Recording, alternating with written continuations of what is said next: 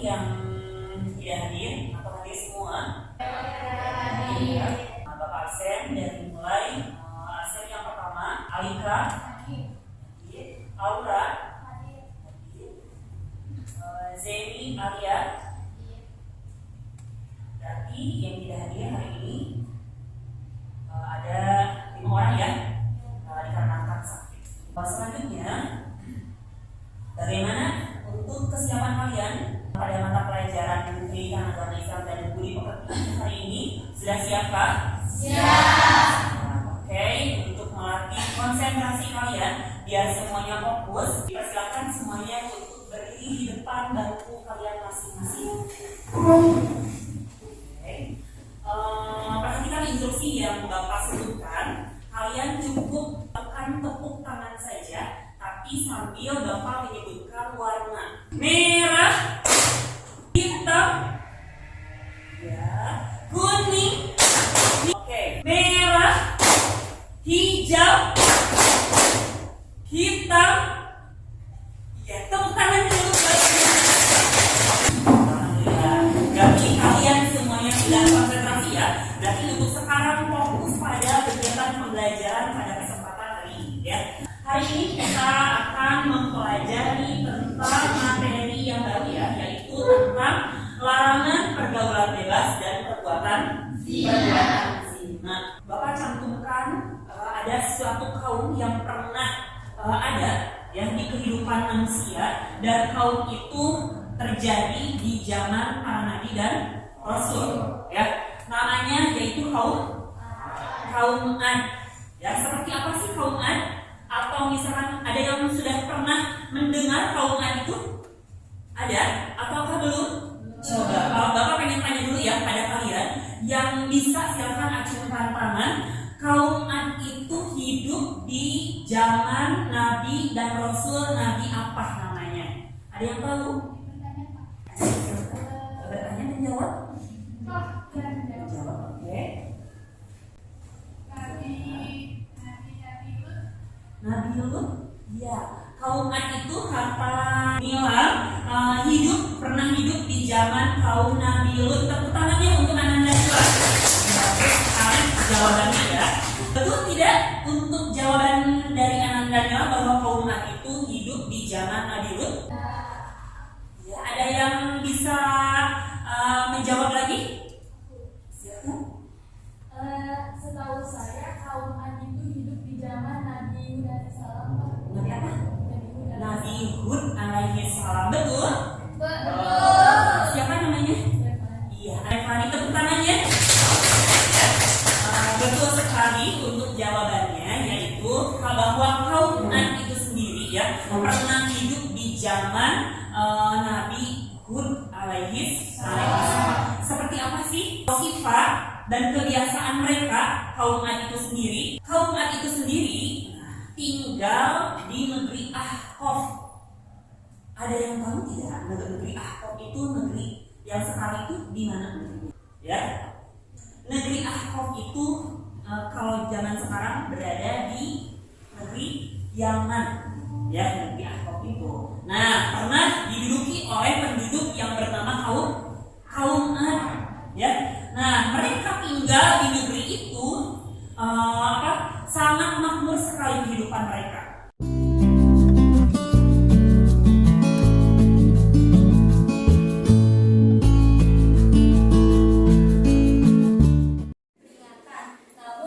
Namun mereka tidak mengikuti ajakan Nabi Hud. Mereka malah membangkang dan terus melakukan perbuatan tersebut, sehingga Allah menurunkan azab kepada mereka berupa badai yang sangat besar yang sehingga menghancurkan. Kaum Ad itu sendiri menantang Nabi Hud ya untuk menunjukkan kekuatan Allah. Ya, kalau misalkan Allah itu berkuasa, Allah itu maha kuat, maha gagah, silakan kamu datangkan. Ya, datangkan siksaan dari Allah itu sendiri kepada kami. Nah, pada saat itu terjadilah ya Allah Subhanahu wa taala mengirimkan azab. Apa itu azab? Itu adalah siksaan yang sangat pedih ya, yang ditimpakan oleh Allah kepada kaum Ad itu sendiri. Di mana? Di dunia tentunya. Apa yang dikirimkan oleh Allah berupa azabnya? ya. Allah mengirimkan azab yaitu berupa badai yang menghempaskan dan membinasakan kaum Ad itu sendiri. Apa memporak-porandakan semua yang ada di negeri itu. Termasuk apa? Termasuk segala macam tanah yang ada di kaum Ad itu sendiri yang tadinya subur menjadi hancur berantakan. Termasuk penduduknya tidak ada yang selamat atas apa azab yang Allah berikan. Perlindungan buat kita. Jangan sekali-kali kita melakukan hal tapi di luar batas apa yang telah Allah tetapkan. Kalau misalkan kita melakukan hal-hal atau perbuatan-perbuatan yang dilarang oleh Allah bertentangan dengan aturan yang telah Allah tetapkan, bertentangan dengan aturan yang telah Rasul ajarkan, maka akan otomatis sia-sia saja kita menjadi bagian dari golongan kaum Ad yang dibinasakan oleh Allah. Mau tidak? Dari pemaparan gambar yang telah Bapak berikan tadi, ya dapat disimpulkan di situ yang dilakukan oleh kaum Ad itu sendiri yaitu adalah perbuatan-perbuatan yang di luar batas aturan yang telah Allah berikan. Sampai-sampai Allah murka pada mereka gitu. Nah, aturan-aturan yang telah Allah berikan itu seperti apa? Sesuai dengan petunjuknya. Dari apa? Dari utusan Allah itu sendiri. Siapa? Yaitu Nabi dan Rasul. Nah, kalau yang bertentangan dengan aturan Allah dan Rasulnya, berarti mereka sudah melakukan perbuatan yang disebut dengan pergaulan bebas. Ya, apa itu pergaulan bebas? Nah, sebelum ke perbuatan zina ya, karena di judulnya tadi apa? Tentang larangan pergaulan bebas dan perbuatan zina. Nah, sebelum ke perbuatan zina, kita harus mengetahui dulu apa yang dimaksud dengan pergaulan bebas. Ya, pergaulan bebas itu adalah pola atau tata pergaulan antara lawan jenis yang tidak mengikuti aturan yang telah ditetapkan. Artinya, mereka melakukan perbuatan-perbuatan yang seenaknya saja mereka lakukan gitu, tanpa mementingkan, tanpa mengetahui, tanpa melihat apa yang mereka kerjakan itu sudah pantas dilakukan sesuai dengan aturan yang ada atau tidak. Sehingga disebutnya yaitu pergaulan antara lawan jenis yang tidak mengikuti aturan yang disebut dengan pergaulan bebas. Ya, yang telah ditetapkan oleh siapa? Tentunya oleh Allah dan Rasulnya. Yaitu bentuk pergaulan yang dapat menjerumuskan ke dalam perbuatan zina. Nah, dari pernyataan tersebut dapat diketahui bahwa apa? Bahwa perbuatan zina juga merupakan salah satu bentuk dari pergaulan bebas. Sedangkan perbuatan zina itu apa? Kalau di sini sudah dicantumkan berupa apa? Termasuk ke dalam perbuatan zina, masuk ke dalam pergaulan bebas. Berarti otomatis perbuatan zina itu merupakan perbuatan yang tidak mengikuti aturan, gitu, ya. Nah, sedangkan sekarang kita lanjut pada perbuatan zina. Sebelum ke perbuatan zina ya, bentuk-bentuk pergaulan bebas. Ya, tadi sudah disebutkan ya, salah satu bentuk pergaulan bebas itu adalah perbuatan zina ya, tapi bukan cuma zina saja. Itu masih banyak pergaulan-pergaulan. Kalian bergaul tidak? Bergaul. Ya, tapi pergaulan seperti apa yang disebut dengan pergaulan bebas? Gitu. Nah, kalau misalnya pergaulan kalian tidak sesuai dengan aturan yang telah Allah tetapkan dan Rasulnya, maka bisa saja masuk pada pergaulan bebas. Seperti yang disebutkan di sini. Salah satu bentuk-bentuk dari pergaulan bebas itu adalah yang pertama yaitu merokok dan menyalahgunakan narkoba. Ya, itu merupakan salah satu bentuk pergaulan bebas. Merokok itu seperti apa sih? Kenapa merokok masih pada pergaulan bebas? Contohnya merokok dilakukan oleh kaum remaja pada saat kaum remaja itu sedang dalam keadaan sekolah atau belajar di kelas dan sebagainya. Ya, berarti bertolak dalam aturan. Penyalahgunaan narkoba itu sudah pasti karena apa? Narkoba itu merupakan salah satu bentuk dari perbuatan yang salah besar. Begitu juga selain narkoba itu ada seks bebas. Yang namanya seks bebas berarti masuk pada kategori apa? Zina. Yang disebutkan itu perbuatan zina. Sudah ada ya seks bebas atau perbuatan zina berarti salah satu bentuk dari pergaulan bebas yang harus bisa kita hindari. Selanjutnya selain seks bebas, tawuran. Nah, apalagi di kalangan para remaja. Biasanya banyak ya di perkotaan-perkotaan yang notabene merupakan perkotaan yang sangat besar, banyak sekali antar pelajar dengan pelajar yang lainnya melakukan apa? Melakukan aksi tawuran sehingga menimbulkan banyak korban di dalamnya. Itu juga termasuk ada bentuk dari pergaulan bebas. Selanjutnya selain tawuran, membuat kerusuhan di mana-mana. Ya, itu juga pergaulan bebas. Seperti apa yang dilakukan oleh kaum Andan tadi, yaitu berbuat kerusuhan dan kerusakan juga itu sama bagiannya.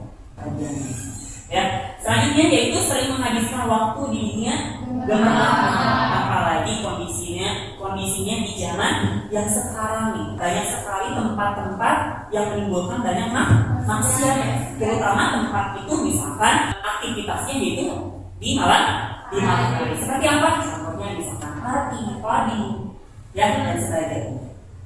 Itu salah satu bentuk-bentuk pergaulan bebas ya yang harus kita hindari. Selanjutnya, setelah kita mengetahui makna dari pergaulan bebas, nah karena salah satu bentuk dari pergaulan bebas itu adalah perbuatan zina. Apa itu yang dimaksud dengan zina? Sini Bapak akan menyampaikan maksud atau makna dari zina itu sendiri. Zina itu adalah sebagai perbuatan bersenggama. Bersenggama itu adalah suatu hubungan yang dilakukan antara lawan jenis, yaitu laki-laki dan perempuan yang bukan mahramnya, yang bukan pasangan halal. Maksud bukan pasangan halal itu adalah bukan pasangan suami istri yang sah, yang sesuai dengan syariat agama Islam. Nah, dalam Islam Allah melarang umatnya untuk mendekati zina. Artinya mendekati zina juga itu sudah tidak boleh ya, sudah dilarang, apalagi melakukan zina. Karena mengapa? Karena zina itu adalah salah satu dosa besar ya, yang mendatangkan siksa pedih bagi pelaku zina itu sendiri. Ya, tak hanya mendatangkan dosa besar, zina juga menimbulkan kemudorotan. Ya, kemudorotan lain seperti apa? Seperti salah satunya yaitu penyakit menular seksual atau kalau dalam istilahnya di sini itu penyakit apa? Yang sampai saat ini nauzubillah min dzalik penyakit itu tidak ada, belum diketahui obat yang pasti dalam ampuh yang bisa menyembuhkan penyakit menular seksual tersebut. Dalam syariat agama Islam, perbuatan zina itu merupakan perbuatan yang tidak diperbolehkan, yang tidak dilarang. Mendekati saja sudah tidak diperbolehkan, apalagi kita melakukan atau terjerumus ke dalam perbuatan zina. Mudah-mudahan kita semua terhindar dan bisa menjaga diri, yang menjaga hawa nafsu kita agar kita terhindar dari perbuatan-perbuatan baik itu pergaulan bebas maupun perbuatan zina. Karena ketika kita terjerumus maka otomatis sia-sia saja. Konsekuensi dari apa yang telah kita perbuat, kita akan menimbulkan hal-hal yang akan menjerumuskan kita sendiri. Untuk hari ini dicukupkan sekian dulu. Apakah ada yang mau bertanya? Dipersilakan. Sebelumnya izin bertanya. Okay. Dari yang Bapak sebutkan tadi, bentuk-bentuk pergaulan bebas salah satunya adalah zina. Nah, dari pengertian zina tersebut, zina merupakan bersenggama antara laki-laki dan perempuan. Nah, pertanyaannya, jika hubungan bersenggama tersebut dilakukan sesama jenis atau seperti laki-laki dan laki-laki atau perempuan dan perempuan, apakah itu termasuk perbuatan zina atau tidak? Oke, terutamanya untuk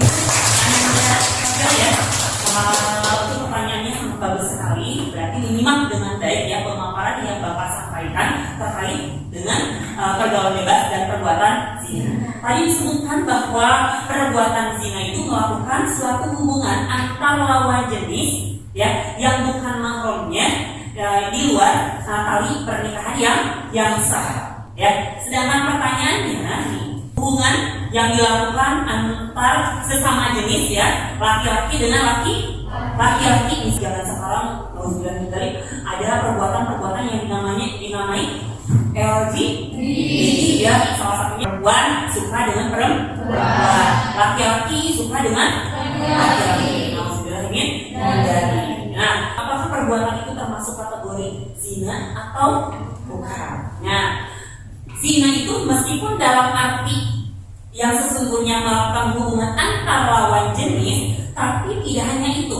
Karena apa yang namanya zina melakukan suatu perbuatan yang mengundang hawa nafsu, yang mengundang syahwat. Ketika menimbulkan syahwat dan tidak bisa dijaga syahwat itu sendiri, baik itu antara laki-laki maupun perempuan, atau misalkan laki-laki dengan laki-laki atau perempuan dengan perempuan, pasti masuk pada kategori zina juga.